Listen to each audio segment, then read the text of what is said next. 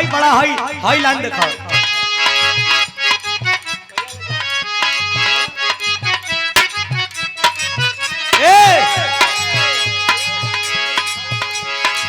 कहिया ले जान तू मचैबो खलबली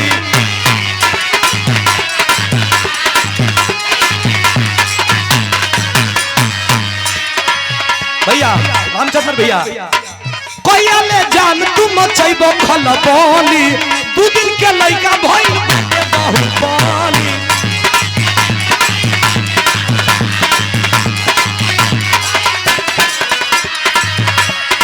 करे जा हो अरे अपना चिड़ैया उड़ी बाध उड़े वाला बा करे जा हो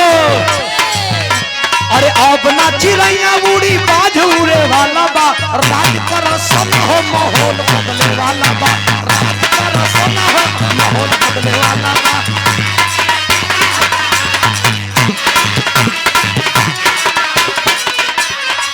भाई रामचंद्र भैया का फरमाइश है ए सुना सुना करे जाओ अरे अपना चिड़ैया उड़ी बाध उड़े वाला बा